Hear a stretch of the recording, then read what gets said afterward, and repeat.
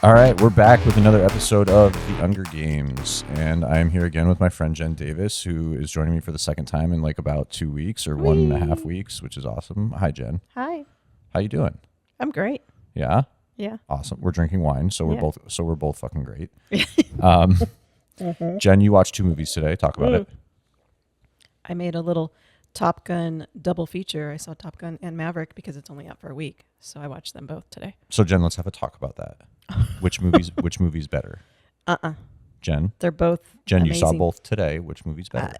No, one is We wanted to play games on this episode. We're one playing a is game right now. my childhood and growing up, and then we moved to Miramar the year that it came out. Okay. So that's really important to me. Love that. And Maverick is just beautiful and continues the awesome vibe of the first one. So they fit together. They're a good pairing. So back to my initial question. I'm not doing it. I love them both. Which one's better? Meg Ryan's in the first one. I don't know. So, I love them both. is and Val Kilmer's in both, right? Yeah. That scene in Maverick is so sad It is. because But it was beautiful, they too. could only do it that way, but it was really sad. Yeah. Glenn Powell is amazing in Maverick. I forgot how good he is. He's fantastic. And what's his face? Who's the lead? Miles Teller is Rooster. Miles Teller. Miles Teller. God, Don't he's call so him Miles. yeah, he's so good. Mm-hmm. He was in Whiplash, right? Mm-hmm. God, I love that. Mm-hmm. We're about to talk about a movie that is also related to music. Music. Yeah. So I've been thinking about Whiplash since yesterday because that movie kind of reminded me of Whiplash in the genre, not in the like The execution. Yeah, it's not like a similar story or anything. It's just a story around music. Which I love. Me too. Because I was a music minor at UCSD for the time that I was there. I ended up going to 5 universities altogether, but the first one I went to, we didn't have GEs, we had minors, and I had a minor that I was working on in music, so I had music classes every quarter, and I'm a pianist also. So seeing this movie was great. And what movie did we see? We saw Tuner, but We saw Tuner. Jen, Top Gun or Top Gun Maverick? The first one. The first one. Yeah. So Stop asking me. I'm not going to make you explain why. Do you know which one I like more? The second one. You got it. Because you didn't grow up like I did with No, I didn't. Top Gun. Do you know what year Top Gun came out? Which is 86. why they're doing 40th anniversary, right? Mm-hmm. Yeah. So I was born in 87. So Top Gun was not my It was not your wheelhouse. that was not my thing. That's Top Gun is what my family would play when we were testing out new TVs, new VCRs, new everything. We would always play the beginning of Top Gun. Just play Top Gun. Uh-huh. I didn't see Top Gun until I think at least maybe the early 2000s. I don't think I watched it growing up at all. But you've seen it now. So I've seen it, and it's just not as good as the second. I mean, it's not. But in the first episode that I recorded of this show, I talked about True Romance. Mm-hmm. And did you know the director of True Romance directed Top Gun? Hey, there you go. Tony Scott. Yeah, he's awesome. He is. He's no longer amazing. living, and he's Ridley Scott's brother, or was. Yeah. But I always found that fascinating because most people don't talk about Top Gun, and they're like, "Did you know Tony Scott directed this?" So He's brilliant. yeah, he did a good job. And the cameraman on Top Gun, his son was the cameraman on Maverick. Wow, Yeah. that's pretty cool. And I think the guy that did Maverick did F1, right? Joseph Kosinski. Yes. Yes, and and you and I both agree that he makes amazing He blockbusters. makes great movies. Okay, so that was my side tangent. We played a game already. It's great. So Jen was talking about this. We're talking about a movie called Tuner, which is not out yet, and I'm gonna put this up before it comes out. We had an early access screening because we're cool, and by cool I mean nerds. And I love it. And we saw it on a Sunday evening, and the theater was packed. It was packed. And it was an awesome movie. It was so fantastic. They call it like low key rom-com, laid back rom-com, and low key crime thriller. And it was all of that, but it was spectacular. It was a very unique, like, genre bending. Unique is a great word for it.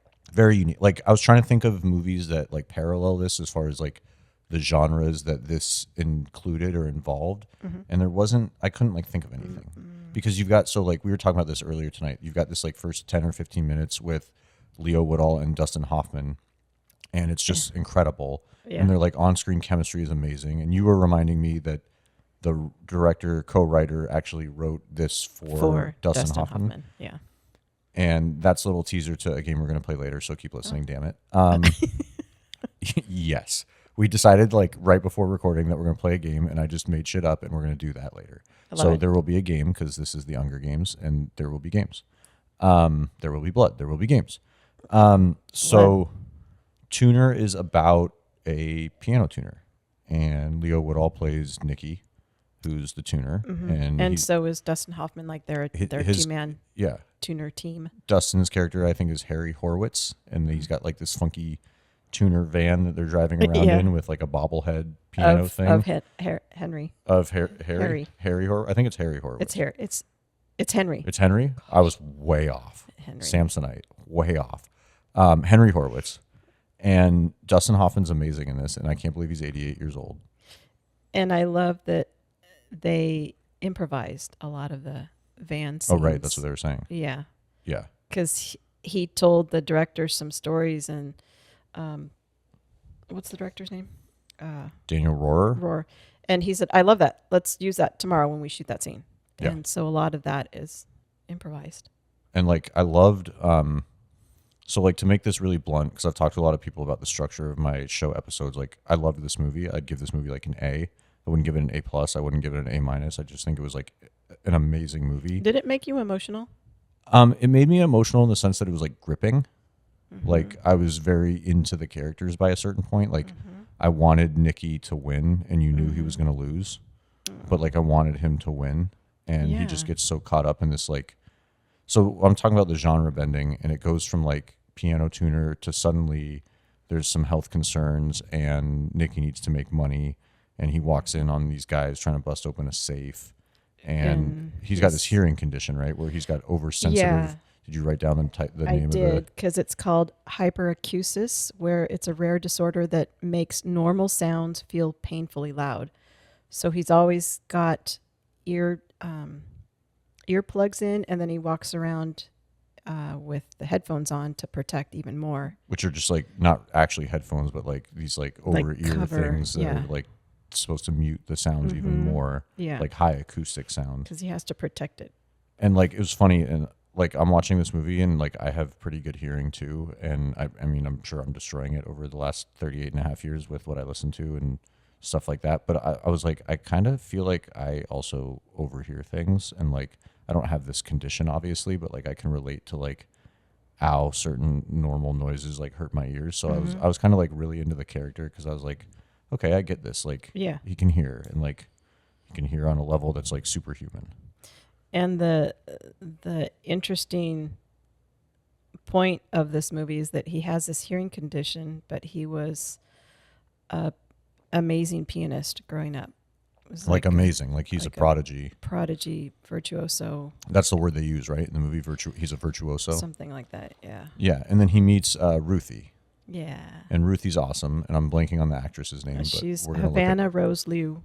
She was amazing. She's so sweet. I was trying to look up like what have I seen her in, because I normally get that feeling when I see movies, and I guess nothing, because I was looking up her filmography, and I was like, I don't think I've seen her in anything, but she has this face where I'm like, I swear I've seen her in a million things. And she was great in her role. She's beautiful, and she absolutely like killed it in this, again, very unique film, but also like very unique role where she's trying to win a I guess apprenticeship as an assistant for a composer. Yeah, that she loves, and she is a pianist. And Jen, who plays the composer? Jean Reno. Jean Reno from, we were talking about this. Jean Reno from The Professional and from French Kiss. And one of the Mission Impossible. And the first Mission Impossible movie. Yeah, he's amazing. And so he's 77 and Dustin Hoffman's 88, and the cast of this movie was pretty incredible. Yeah, 2 youngins and 2 veterans, we'll call them. Right. Yeah, it was a great cast. And Leo Woodall, if you guys don't know who he is, he was in White Lotus season 2 as Jack, I believe. And he's also in the movie Nuremberg, which came out last year. That was a great movie. He plays a sergeant, I believe. I was telling Jen this before we started recording, and I have like no shame in this. I think Leo Woodall is a great actor. I also think he's like a beautiful man. And if you don't know who Leo Woodall is, like you should know who he is soon because I think he's a fantastic actor. Cute. Yeah, whatever. I mean, like he's not Ryan Gosling, but who is? Yeah, whatever. Jen, I'm just gonna stick with it. He is, and he's great. He's great in this. He's great in this, and like I think giving him and other young actors chances to be like leading roles in a film is spectacular for their careers because he ran with this all the way. They say that some of the articles I read that he has a James Dean quality, which is never bad. I like that. Yeah. I mean, he's got like a James Dean or like almost like a young Brando sort of like swagger to him, where like he does have swagger. He's got that like young. He reminds me of like. I'm like overstepping my boundaries here, but he reminds me of like young Brando in like Streetcar. Okay. Like just like he's there and he knows that he's like rocking the performance, and like that he knows that he's killing it, and he's killing it. He is. He kills it the whole like. My biggest takeaway from this movie is like I loved him going into this movie, and now I love him so much more, and I want him to get like all the roles. I do. I really do. I think he's amazing. And I hope we see that. I hope he gets like all these roles because this is huge. He was holding scenes on his own. If there were people in the scene with him or not, if he was just tuning the piano, he was fantastic all by himself. Like his acting was amazing. There were scenes where like there's an air horn and his character loses it and vomits, which are super hard to watch. And that's what I mean by gripping. Because the sound is so painful. The sound is so painful, and then also like the sound editing was amazing because there's a lot of scenes where it goes from like his point of view with like the plugs in. I love that they did that when they would switch to his point of view, and you could hear what he was hearing, which was not a lot, and then it would switch to what everyone else is generally hearing. It reminded me of a movie. Have you seen A Quiet Place? No. Which I don't blame you. I know the genre and stuff, but like I would love to. I love John Krasinski movie. Yeah, and Emily Blunt. The sound editing in that I think got nominated for an Oscar because it was just this amazing movie where they go like in and out of like completely numb quiet, and then all of a sudden there's just crazy loud noises, and it plays into the story. Like this plays into the story. Yeah, absolutely. Which is beautiful to watch because then you're looking at this like this thing where like the audio supports the visuals as opposed to most movies where the visuals support the audio. Well, and then I was telling you I was looking up the music for this movie because the music is so incredible, and because I was a pianist, I kept hearing and focusing on the classical, the piano pieces, but there was a lot more to it. There's jazz, there's pop, at one point there's rave. Maybe more than one point, but the sound is immersive, and super immersive. It carries you away. And we saw it in Dolby, which I think it was shot for Dolby and specifically. So shot for Dolby, distributed by Black Bear, which is not even a huge distributor. Still shot for Dolby, and I'm a big believer. I'll talk about this a lot. I'm sure I've talked about this with you in the past, but like. If a filmmaker is making a movie in IMAX or 3D or Dolby or whatever, like, then see that shit and what they intended it for. If you can, yeah. If you can, like, they're not spending all this time and money in production with these production costs to say, okay, well, go watch it on like a regular screen or like go stream it at home, you know, on digital when it's available to rent. Like, that's not the intention here. No. So if you can see this movie for I'm sure the short limited release that it'll have in Dolby in large cities, like definitely see it in Dolby. Oh wow, yeah, because you want to be surrounded by it. That's what this movie was meant to be, so that you can see it in. Unless you have a theater in your house that has that kind of sound system.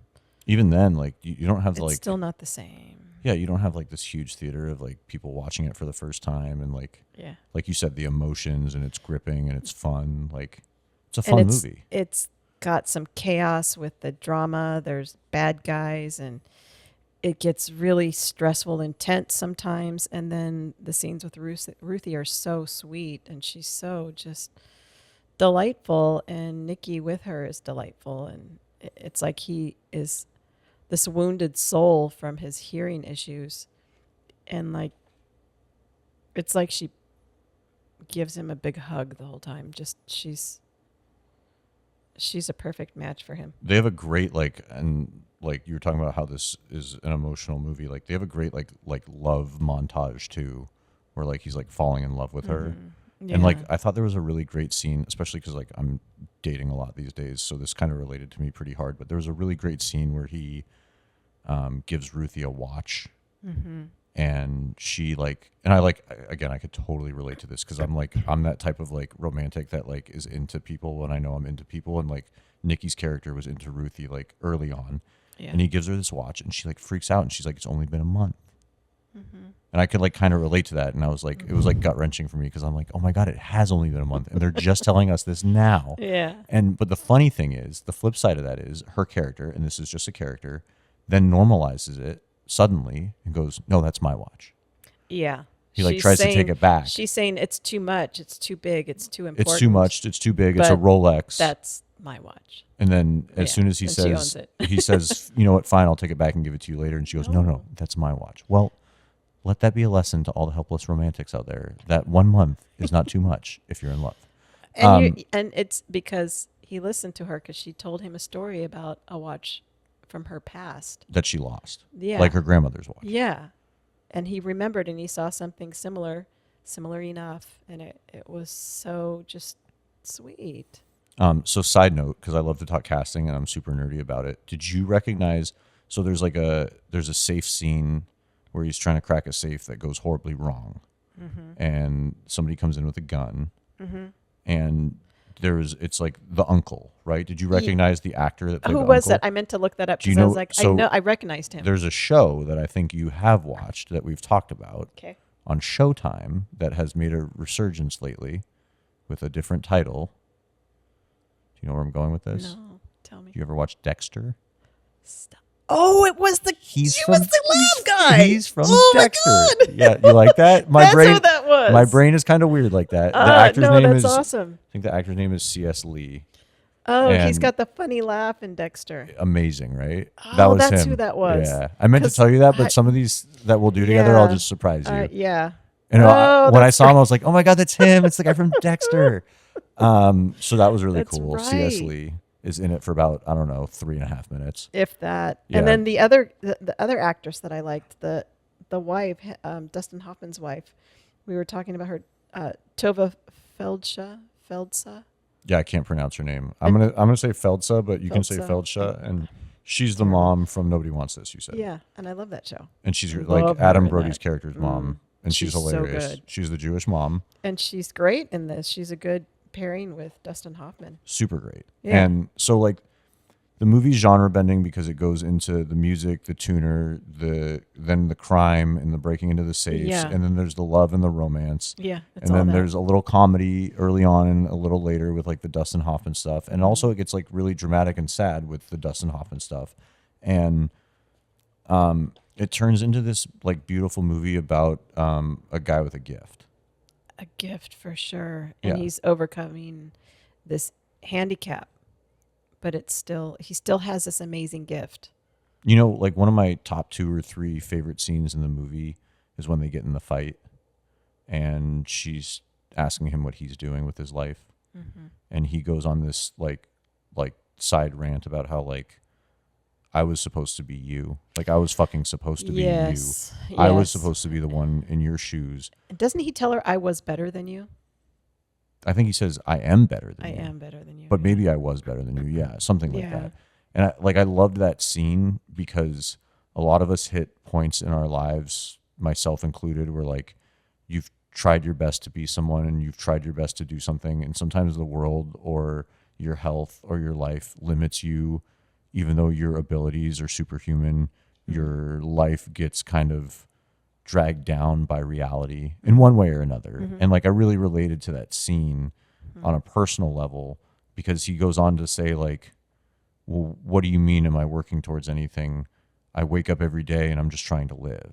Yeah. I'm paraphrasing, but that's pretty much what he says is like I know you're working towards what you can work towards and I used to be better or I am better than you, but every day I wake up and I'm just trying to hear and live and work and survive. Yeah, because he's in a different place because he has this issue that is there all the time. And like I love that scene. That was like a hard scene to watch because these two main characters are kind of going at it, and they love each other, and they're having like a big, real, dramatic fight as a couple within their relationship. But like, I feel like that was one of the first times maybe he had said that. Yeah, he was very honest about it. Yeah. And he's like, most of the movie, he's a sweetheart to Ruthie. He's carrying her books. He's fixing her wet piano. Like he's doing all this crazy shit. Like he really cares about her and loves her. Yeah. And then he's spilling his heart to her. Like, well, what do you mean? I'm like, cause she's trying to say I'm working towards this apprenticeship with this composer. And he's like, well, I'm working towards waking up and living every day. Right. And that hit me so hard. Cause I'm like, man, so am I. Like, so are a lot of people. A lot of people, like, right? Like a lot of us. And that's just like the human condition really is like, you want to be everything you can be, but also like you're limited by humanity and life. Yeah. And like, sometimes you're just getting through the day. That's it. And like, sometimes you got to be like really happy about that, even if you don't have a hearing condition or whatever. And like, so I love that scene. And then one of my other favorite scenes, we were talking about this, that we might not ruin it, but I'm full on like, let's ruin this. Because there's spoilers in all these episodes, and if you haven't figured that out yet, then figure it out. I haven't figured it out yet. Yeah. Was the ending, right? You were talking to me about like what was the end scene? I thought the end was beautiful. What did you think of the ending? Well, it had Gene Reno, so I'm always happy to see him. But like, what did you? But how did it make you feel? Like, were you upset about the ending? Was it abrupt? Like, did you want more? How did it make you feel? Well, it's there were some loose ends that needed to be tied up that they did. And that was really important. And then, I don't know, I feel weird about talking about ends of movies that maybe somebody hasn't seen yet. Jen, how did you feel? But like, when he sat down and he finally played. Yeah. You're waiting for the whole movie, right? It was, yeah. And it's beautiful. Brilliant. It was so incredible. And he's playing some of that. I want to look up and see how much of it he was playing himself. Because whenever they have somebody who plays the piano, because I'm a pianist, I want to see their hands. And they showed him playing a lot of it, some of it. Yeah. And it was so good, and it was so complicated and beautiful, and he's got such talent. And it's just sad that he's not on a stage performing for people. And like, that's part of what I thought was beautiful about the ending, because you don't know. He's in this composer's house. You don't know. Ex, maybe girlfriend or whatever happens with them. Like, and he gives her this gift of this is me. And you don't. I'm going to show it to you. And you don't know where this is going to go. And I almost thought they set it up to where like if they wanted to make a sequel, they honestly could. Which I'm not like a big fan of like sequel culture. But like, maybe they end up together and moving forward together. Yeah, well, maybe the sequel's called like The Composer and not The Tuner, or something beautiful like that. But if there was a second movie, I would watch it. I would too. I mean, this movie was amazing. I would watch this movie again. I might watch this movie again. I might like drag a friend to this movie. You might too. Everybody ought to see it because it's so much art and soul and heart, and I mean, there's a whole like heist thriller part of it that we're not even really talking about. Like there are intense moments, and very intense. It just carries you along. You're on the edge of your seat for all these different reasons through the whole movie. Everybody needs to see this. Well, and the heist stuff's really funny too. Like I guess like the crime family, the three guys like are hilarious. They have an idiot. They have their own. Yeah, he's eating like the blue Takis chips like with chopsticks, and his dog. His dog is always everywhere, and the dog makes Nicky unable to like hear and do his job, and like the video games make Nicky unable to hear and do his job. And well, I had a piano tuner one time come tune my piano, and he asked me to turn off the ceiling fan because it was too much with what he was trying to do, and I was surprised. Oh, I'm so sorry. Absolutely. I mean, I have a new appreciation for how much they're listening to and how focused they are. Yeah. So this movie, I didn't tell you this, and this is a little sad, and some of my family is going to be like, dude, did you have to? So you were a music minor, you said? Mm-hmm. So my cousin, who's no longer with us, had, and this movie reminded me of him. You know, the best piano player I ever met was my cousin Josh. Okay. And he had an undergraduate degree from Harvard in music theory. Wow. And I mean, like his mom will kill me for talking about him because he passed away years ago. Mm-hmm. But Josh played piano to the point where like it would make me cry as a kid. Oh. He was so good. And he did it with like a smile on his face. Mm-hmm. And I remember watching him like growing up and being frustrated with his own imperfections playing and like wanting to always be really good. And then I asked his brother recently just to confirm my own sanity that he had gotten a undergraduate degree in music theory from Harvard. Awesome. And special. he did, and that's incredible. And like I thought about him while I was watching this movie because of the piano aspect, but I thought about him while I was watching this movie because like the character Nikki is beautiful and like a virtuoso, and my cousin Josh was a absolutely beautiful human being, and everybody loved him, and he had a beautiful heart and soul, and like God, he was so goddamn good at piano. It was unbelievable. Are there recordings of him playing? There's got to be. Like, There's got to be. I don't want to dare ask my aunt about it because it's a little much. But yeah. like, so I'm not going to go too far into this. But like, the movie even reminded me of my cousin a little bit in ways where like I didn't even think it would, because it was kind of like after I watched it, I was like, oh my God, Josh. Are you going to suggest that that family go see this? Maybe. I mean, I hope like.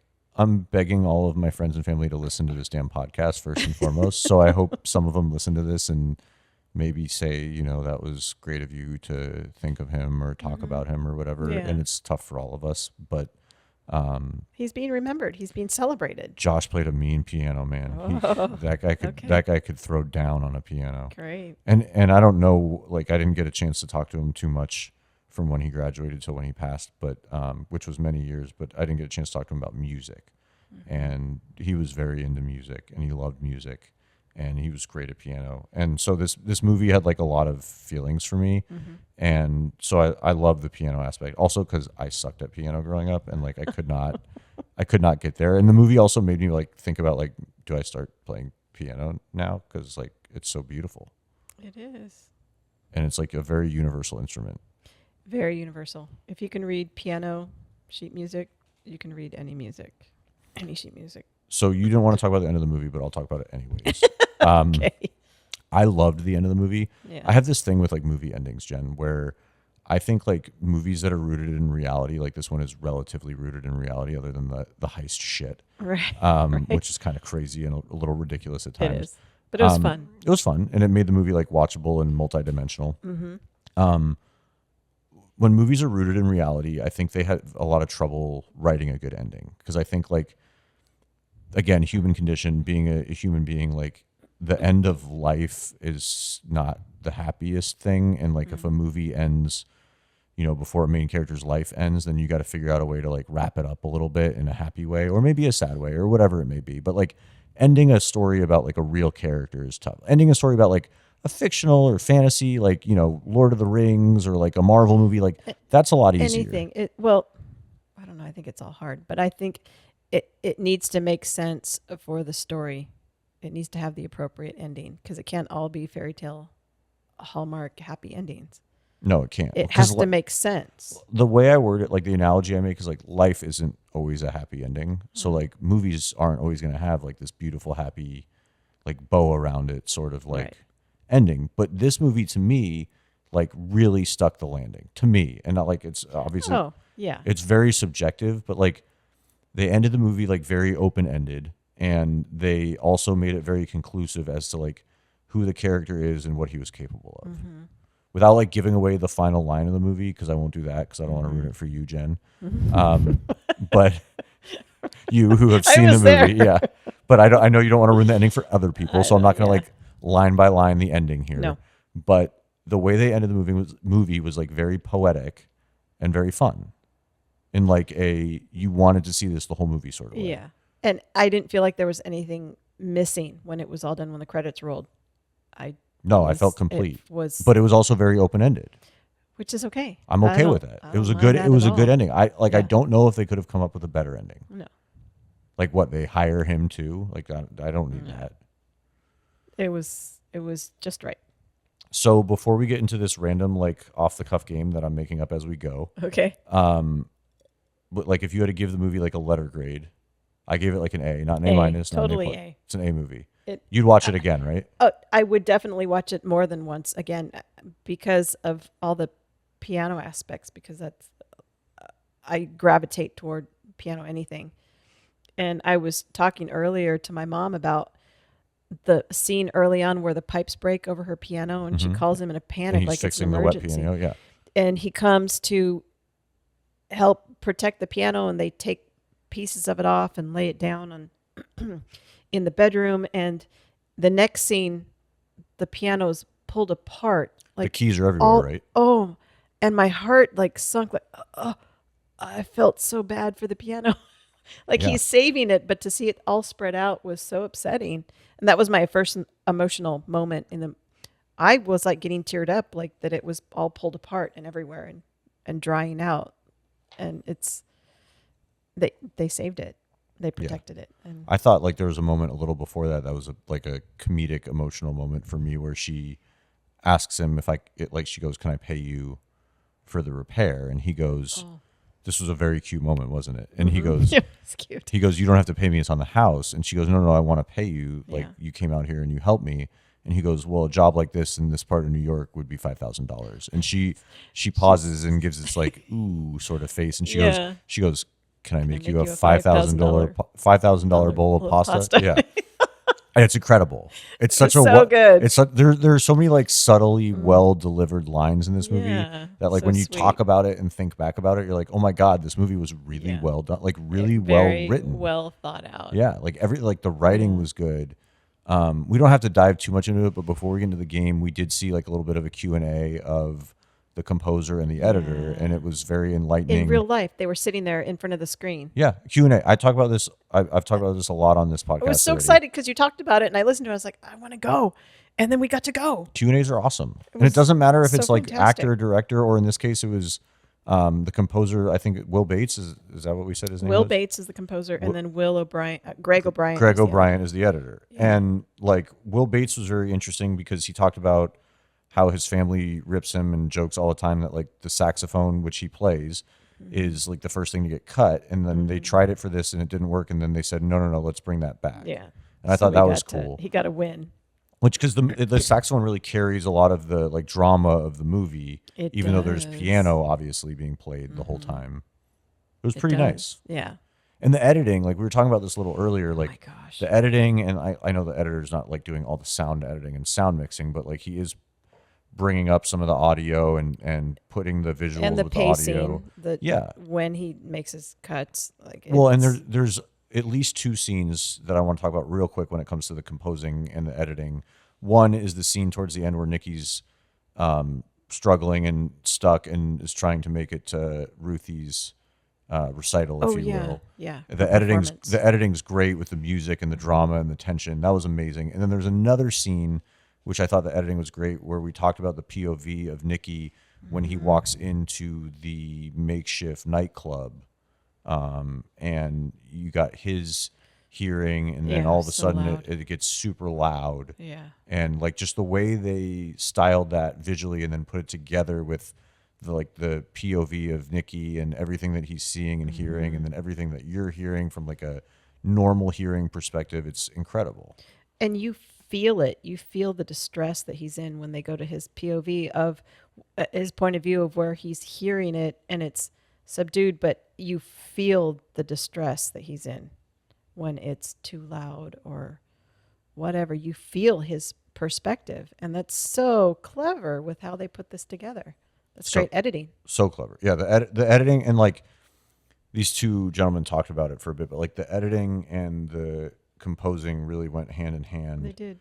Because the movie is driven by music, but the music is also driven by the visuals and how they compiled all the shots together and what they used. And the editor was talking about how there were a lot of different scenes where they did like 50-ish takes just to get a couple takes pieced together into the movie, and like they needed the right takes, which is, I mean, how movies work, obviously. Yeah. But it was cool to hear these two artists on how they collaborated, because both of them are really genuinely post-production guys. Right. Like you don't do music without a shoot, and you don't do editing without a shoot. So like that's one thing that was really cool to me about this Q&A, because you don't usually hear an editor and a composer talk. It's usually a director or a writer And or a the star. actors. Yeah.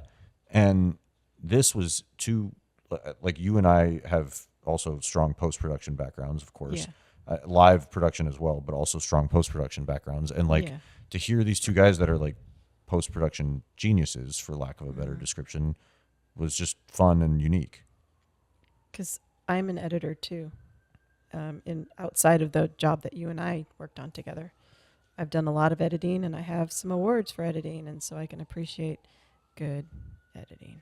Editing is tough, and I think it's monotonous, it's tedious, it's to the frame, it's very precise at times. Very, and it's an art in and of itself. So like that was fun. And again, I can't preach this enough, but if any of you listening can go see a movie with a live Q&A afterwards, please do yourself a favor and do that shit, because it's incredible. It is. And you get to hear from these geniuses who put this stuff together, what they did and how they did it.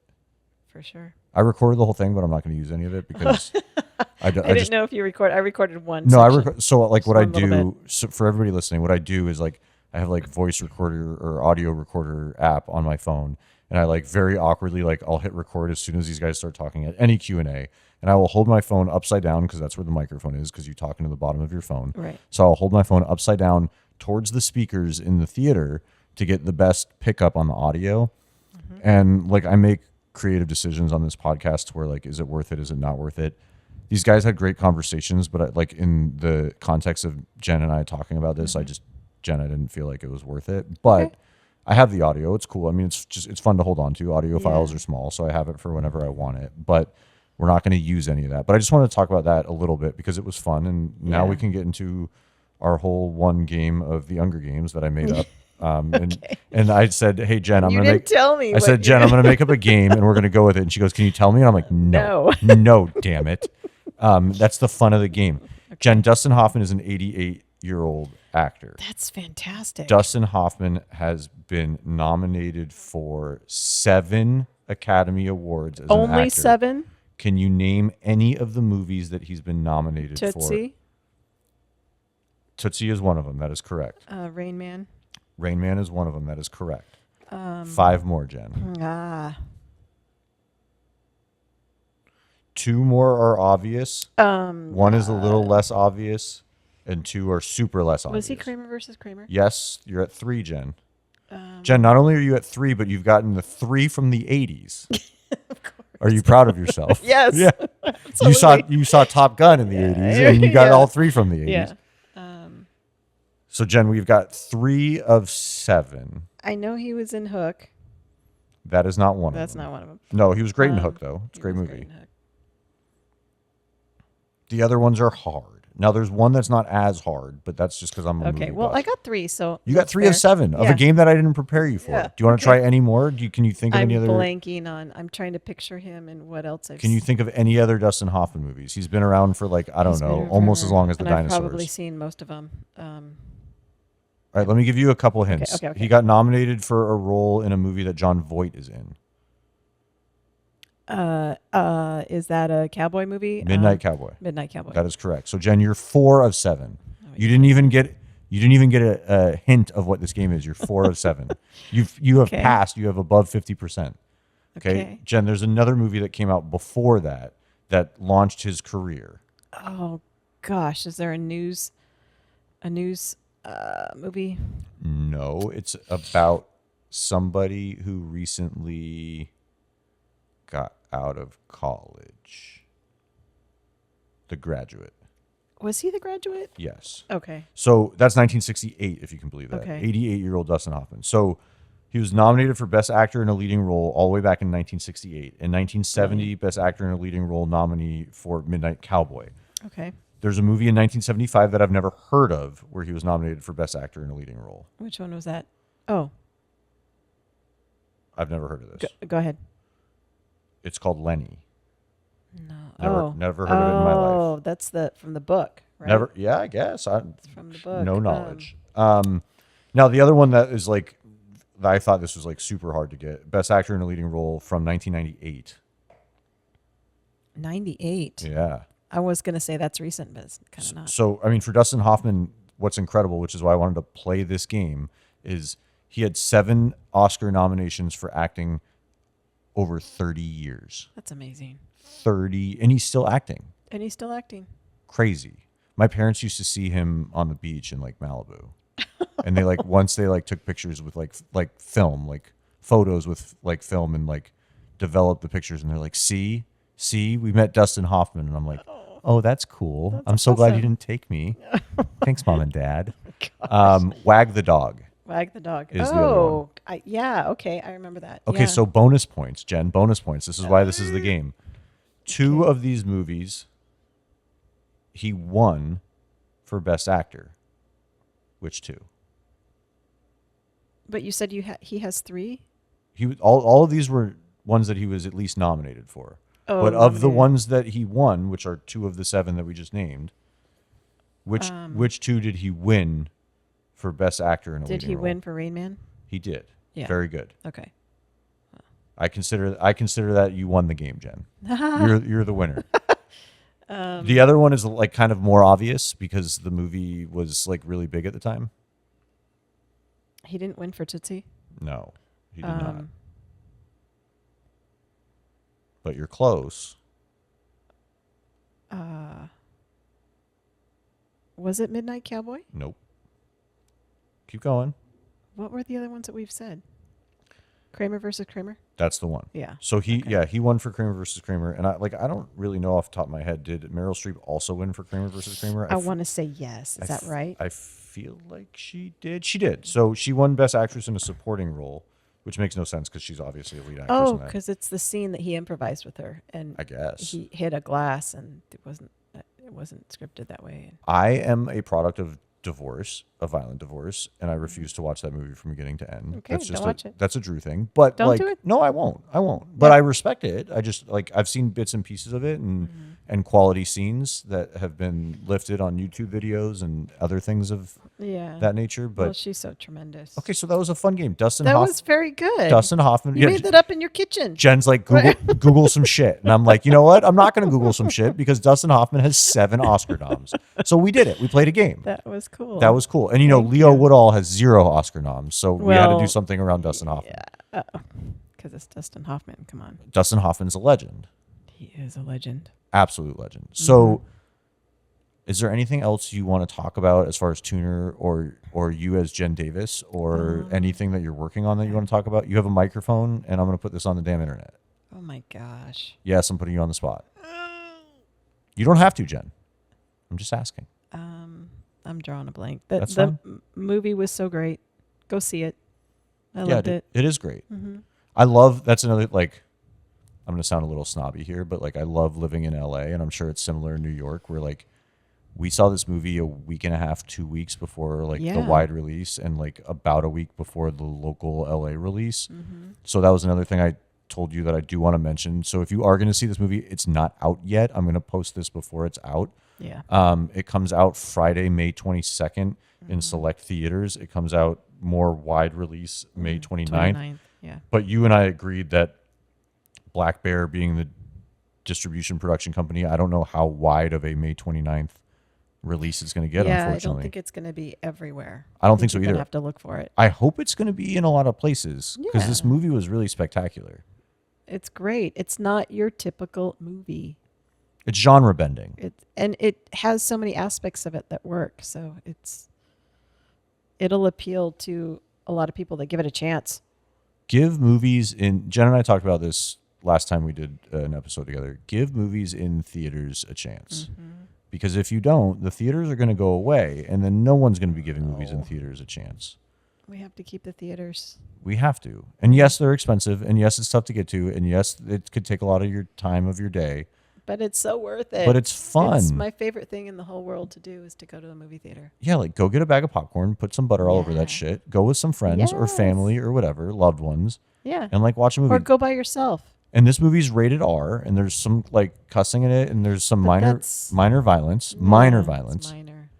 and there's like It's- no like sex scene or anything. It's really language. It's rated And R for like language Barely. Yeah. at most. Yeah. I think they just dropped too many F-bombs for a PG-13. I think one F-bomb is more than. No, I think you can do 3 F-bombs now in PG-13.